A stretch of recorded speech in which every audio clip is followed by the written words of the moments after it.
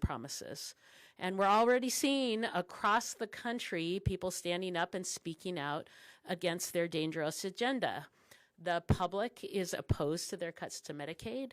They're opposed to the mass layoffs of firefighters, of inspectors in charge of combating bird flu, of veterans who are supporting veterans at the Veterans Administration. House Republicans know how unpopular their agenda is, which is why vulnerable House Republicans have stopped holding in-person town halls. They can't, they can try to hide all they want, but they can't hide from voters forever.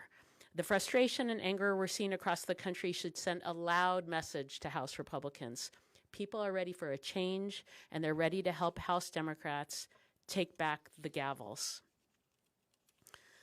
So now I want to turn it over to our incredible vice chair from the great state of California, Ted Lieu.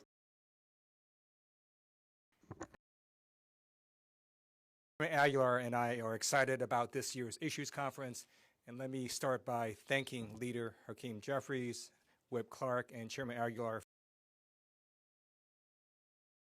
for the Democratic caucus against the Republican CR.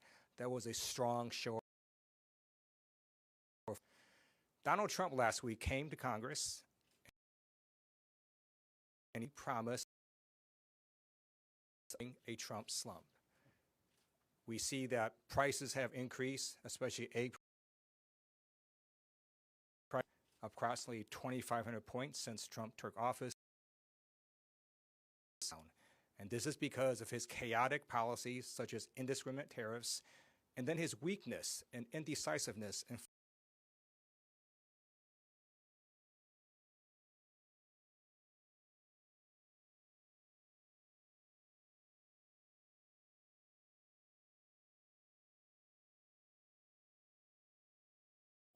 Alzheimer's and cancer, and the American people are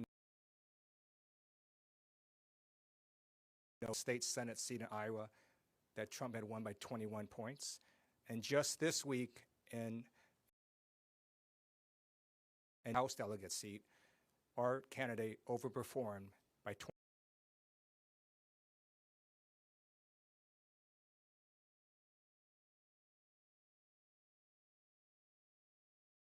My honor to introduce Joe.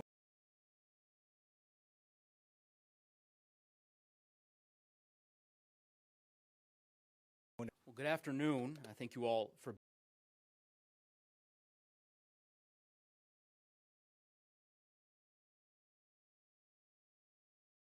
being, and Chairwoman Del Bene for their incredible leadership over the course of these last several years.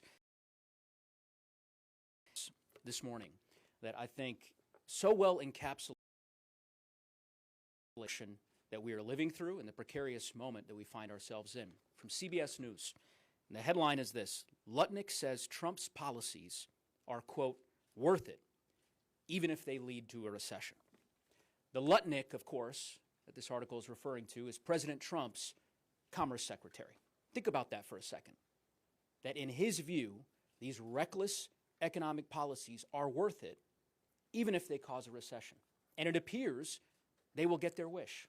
As you heard Vice Chair Lieu, Chair Aguilar, Leader Jeffries, Whip Clark, Chairwoman Del Bene describe the economic havoc that President Trump and his administration have created over just the course of these last 7 weeks. Stock market crashing, job losses piling up, 401ks vanishing, the prices for everyday goods going up across the board. Federal workers, folks at the Forest Service, wildland firefighters in my district back home in Colorado, purged from the federal government, agencies being dismantled. All of this has real-world consequences for the people that we are also privileged to serve here in the United States Congress. The time for the Trump administration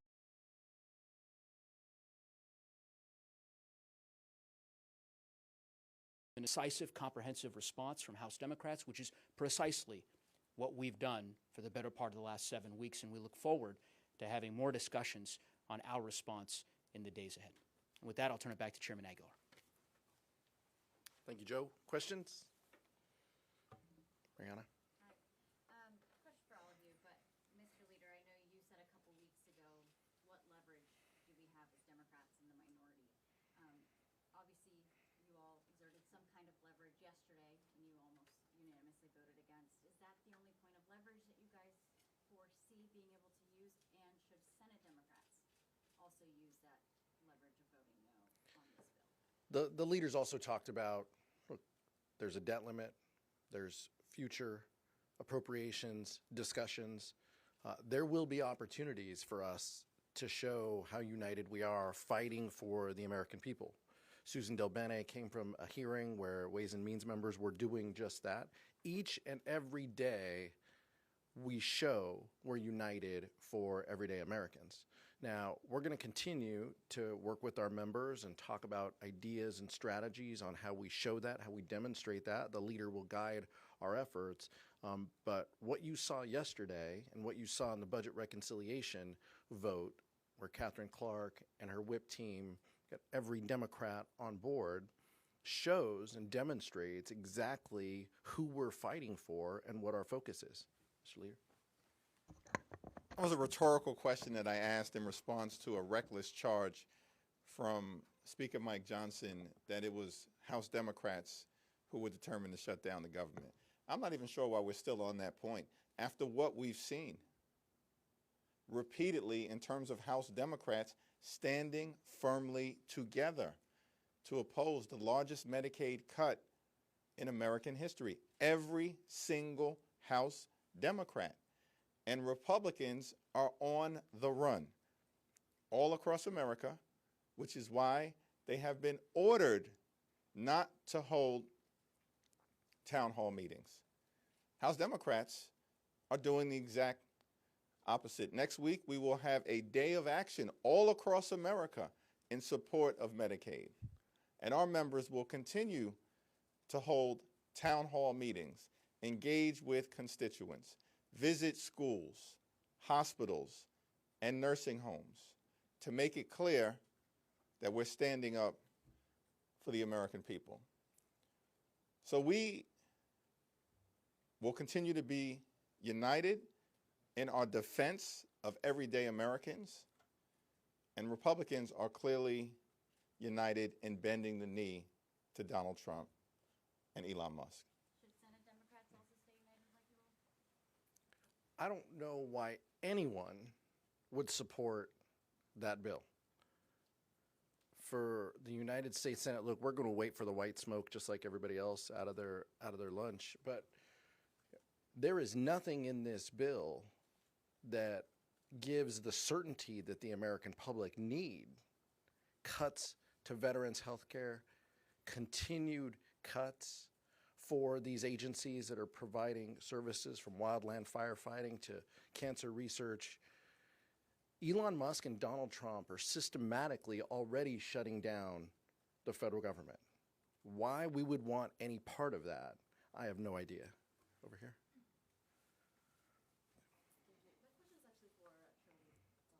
I'm happily going to give it to her. Sight unseen. About the map coming up in 2026 and your plan to expand these seats. I know that there's about 13 Democrats, I think, that are currently serving in districts won by President Trump. I think there's only 3 Republicans, including Ryan Fitzpatrick, who overperformed some districts won by Harris. So how do the numbers add up for you? What's your strategy in terms of expanding your seats?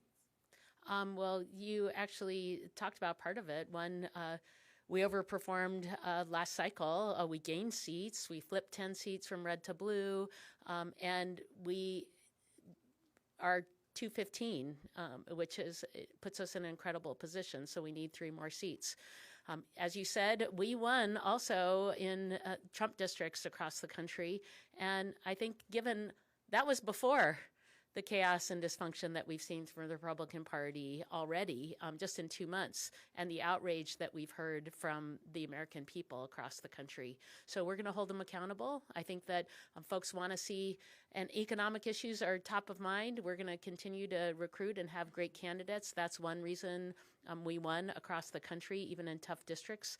You've got great candidates who are focused on the kitchen table issues of their districts and who are coming to Washington, D.C. to fight to get things done. And so we're going to work hard. One, make sure we reelect all the great folks that we just brought into Congress, and two, recruit great candidates, focus on the issues of the American people, and hold Republicans accountable for the chaos they have. That's why we'll be successful next year, absolutely. Michael, let's go. Thank you, Mr. Chair. Donald Trump has painted this picture of his first few weeks as cleaning up the mess that the Biden administration and Democratic control of Congress left behind. He has a powerful media ecosystem behind him that, you know, a lot of Americans really turn to for their news. How do you break through that information gap and help folks understand the things that you did in previous Congress, what you all will do if you were to get those gavel backs, given the fact that he has such control of such a powerful megaphone now that he's president again and has this big media ecosystem behind him? Well, and we saw 99 minutes of lies in front of the American public. We're not trying to compete with that. We're trying to talk directly to the American people about our positive vision for the future, but it's based on data. The American people can see that Donald Trump was given an economy that was on the way up. We had come from the pandemic, worked our way through that, stock market, inflation going down, stock market going up. It's completely inverted now. Stock market crumbling, consumer confidence declining. That's the Donald Trump legacy. That's what Donald Trump's economy and his tariffs, on again, off again, all of that uncertainty, the American public, they may not follow every in and out, but they know that these guys are not fighting for them. And so I appreciate the DPCC and Leader Jeffries offering an opportunity for us to get our message out in a different format during the joint address to Congress. Collective eyeballs looking at content is something that we're all talking about now. We're doing different things. We're trying to reach more people to get our positive message about the country and what we stand for. Those are things that we can control and that we can do. We're not trying to compete with Donald Trump for that megaphone that he has with the conservative media apparatus behind him. We're trying to focus on the American people and to show them how we're fighting, what we're fighting for, and the importance of this moment. That's what this vote was about. We stood up for the American people. And we will, time and time again, have their interests in mind when we're voting to protect health care, to protect investments in life-saving medicine, all of those things House Democrats continue to do. Whip Clark? Okay. Last one, Nick. I want to also ask about government funding. This was a tough vote for a lot of members. Senate, you know, like you said, we're waiting on the white smoke right now. Would it have been helpful for your members to receive a clearer signal from the Senate on what Democrats were going to do there as they took this vote? You're talking to the House Democratic leadership team. We control what's in front of us and our members. I'm so proud of our members continuing to listen to us, ask for guidance, ask for more information, wanting to get this vote right for their districts. The level of information that this team, that Leader Jeffries and Whip Clark were providing to our members so people feel confident and so they understand the detail of this. This was not a clean CR. A clean CR, we voted for those. Those are 3 pages. You move a date around. This is 90 pages. Anomalies were pages 12 through 87. I mean, right, this is anything but clean, and House Democrats knew that. And so our unity was important. It was important because we keep hearing from the American people that they want us to push back against Donald Trump's chaos and extremism. And that's exactly what our vote was about. And I'll ask Whip Clark to. Yeah, go for it.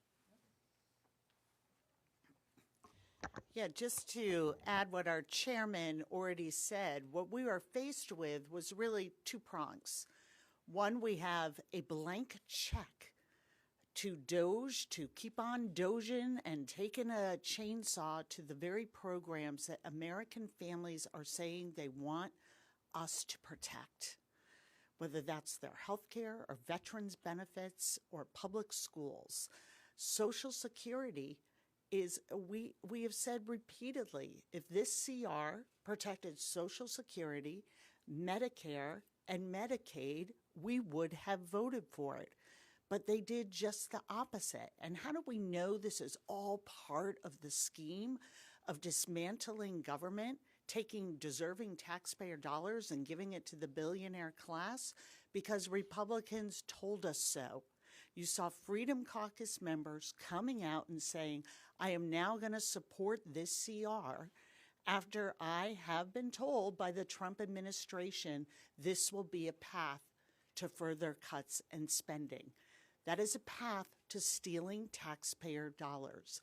And that is why you saw that unity. And I think our unity of purpose is a clear sign of whose side we stand on. We're standing on the side of working families. And that's why our message to the Senate is also stand with us on that side. And we think that our vote gives the Senate the strength and the message they need to stand up as well. 5 days ago, House Democratic leadership, Catherine Clark, Pete Aguilar, myself, all of us came out strongly against the partisan Republican spending bill because we understood that it was not a continuing resolution that maintained existing spending levels. It was a right-wing extremist wish list that would hurt the American people. In the caucus meeting yesterday, we laid out 5 different reasons, substantively, why we were strongly opposed to this partisan Republican spending bill and why that position should be reflected on the House floor, as it was, in defense of the American people. The partisan Republican spending bill cut funding for veterans, cut funding for health care, and cut funding for nutritional assistance. It represented an across-the-board cut as it relates to non-defense discretionary funding important to the health, safety, and economic well-being of the American people. The partisan Republican spending bill was an attack on families, veterans, and seniors.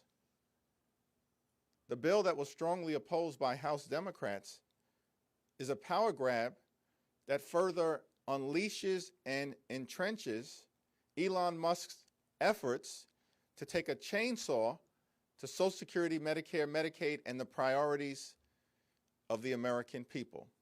And there is an alternative for the senators, Democrats and Republicans, to consider. It's a 4-week, clean, continuing resolution that gives both the House and the Senate, Democrats and Republicans, the ability to try to reach an agreement that actually meets the needs of the country and does not hurt everyday Americans. Sure. Vice Chair Liu's going to answer though, but go ahead. So, if the message is, you know, you guys stand with the American people on their side, House Democrats did that, but if Senate Democrats support this, it's going to muddle that message. It's going to look like Democrats are divided on this thing. How are you going to make it clear to the American people that this isn't a Democrats divided narrative in Washington, that there's confusion here about how Democrats should act in this moment when, again, to stand up against Trump? House Democrats are very clear. We're asking Senate Democrats to vote no on this continuing resolution, which is not clean, and it makes cuts across the board, and it's going to be one of those things where people are going to look at this vote, and every bad thing that now happens with Doge and Donald Trump, Elon Musk, they can go back to this vote. So we're asking Senate Democrats to vote no. Can you talk a little bit about did you have any conversations with Schumer about keeping the caucus together the way you did? Our ongoing conversations with Senate Democrats, from the leadership all the way through the members of the Senate that we regularly work with, are continuing. The House Democratic position is crystal clear, as evidenced by the strong vote of opposition that we took yesterday on the House floor, opposing the Trump Musk, Johnson reckless Republican spending bill.